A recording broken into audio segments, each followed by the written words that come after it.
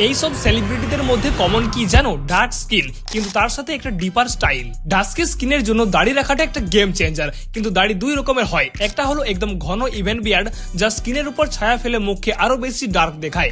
তাই সোজা বেছে নাও একটা ফেডেড বিয়ার্ড, কারণ এটা তোমার স্কিন টোনকে একদম সফটলি কমপ্লিমেন্ট করে। ডাস্কি স্কিনের রঙের ব্যবহারটা ঠিক একটা ভলিউম বটমের মতো। তুমি যদি ভলিউম বাড়াও অর্থাৎ ব্রাইটার কালার পরো, তবে স্কিনে শার্পলি লাইট রিফ্লেক্ট করবে। অন্যদিকে কালারগুলো যদি মিউটেড বা কমের দিকে রাখো, যাকে বলে মিউটেড কালার, সেই শেডগুলো শ্যামলা স্কিনে মারাত্মক একটা সফট লুক দেয়। যেমন ব্রাইট ব্লু এর ভলিউম কমালে হয় টিল ব্লু, লালের হয় মেরুন, অরেঞ্জ থেকে হয় ব্রাউন, ইয়েলো থেকে মাস্টার্ড এবং নিয়ন গ্রিন থেকে হয় অলিভ। তোমরা কোরিয়ান কালার অ্যানালাইজ তো দেখেইছো, যেখানে আলাদা আলাদা কাপড়ের সাহায্যে লাইট রিফ্লেকশন চেক করা হয়। এর দুটো সেরা সলিউশন হলো এক মিউটেড কালার আর দুই টেক্সচার্ড ফ্যাব্রিক। তাই শ্যামলা স্কিনের ছেলেদের কডরয় বা লিনেনের মতো টেক্সচার্ড কাপড় পরা উচিত, যেগুলো বুনন বোঝা যায় এবং আলো সুন্দরভাবে রিফ্লেক্ট করে। অন্যদিকে স্যাটিন বা সিল্কের মতো শাইনি চকচকে কাপড় এড়িয়ে চলো, কারণ এগুলো লাইট সরাসরি রিফ্লেক্ট করে মুখে আনইভেন স্কিন টোনকে বেশি ফুটিয়ে তোলে। আর সবশেষে ওয়ান এলিমেন্ট রুল, মানে তোমার পুরো ড্রেসিং থাকবে সিম্পল ও মিউটেড, আর